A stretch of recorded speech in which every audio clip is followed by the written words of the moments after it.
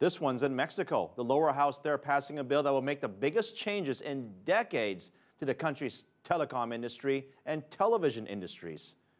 The overhaul could pass easily in the House, 414 to 50. The Senate is expected to approve the bill in April. The reform will amend the Mexican Constitution and create a new regulation that has the power to break up companies controlling more than 50% of the respective markets.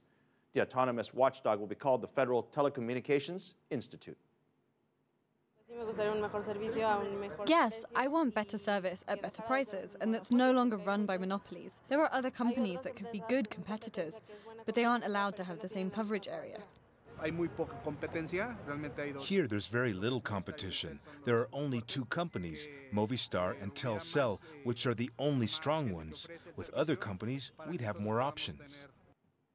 The bill will likely impact the world's richest man, Carlos Slim. His company, América Móvil, currently controls 75% of Mexico's fixed-line telephone lines and 70% of its mobile telephones. That's a very big stake. Joining us to talk more about what these reforms may mean to the Mexican businesses and consumers is Miguel Vaero, business strategist with the Detente Group. Welcome very much to Biz Asia America.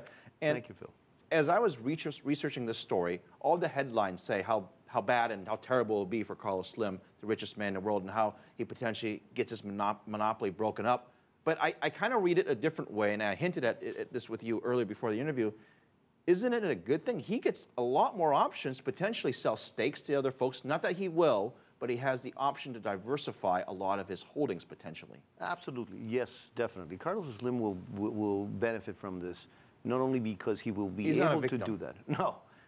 And he's actually accepting it. If he's come out publicly and supports the bill. He has been supporting the bill. And one of the particular things that I think is very interesting to analyze is not only what the benefit of this thing is only for him, but also for the Mexican people. So the reform actually does constitute a change, as you said, on a drastic change on that.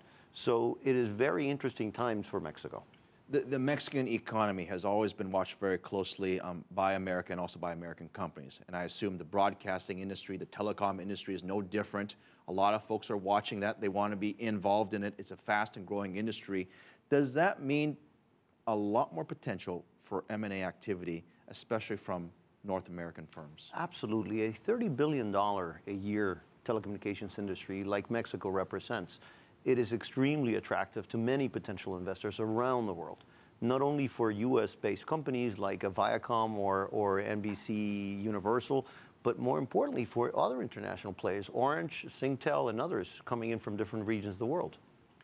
Let's talk about the rest of the industry. What's working in this industry now? What was the catalyst for this bill? What was the trigger point? Why this bill and why now? Well, it's very interesting that that's perhaps one of the very interesting things about this thing. The timing of it is potentially to grow, because this is going to take time. Although the bill will pass and this will actually get implemented, once the Constitution is changed, once the IFETEL, the National Telecommunications Institute, gets implemented, it will take time. So it will take years. We will see if this would have taken part later in the administration for President Enrique Peña Nieto, that would actually not allow him to see the benefit from it. If he does it today, he would basically see those benefits at the end of his administration. Right. So let me digest everything that you've said so far. The richest man in the world, Carlos Slim, seems to be happy with this, at least okay with this. Yes. He's not going to suffer. Companies in America, North America, around the world, they potentially could invest in Mexico, so they're happy with it. Yes. The Mexican companies themselves potentially have more capital infusion and capital CapEx, so they're okay with it.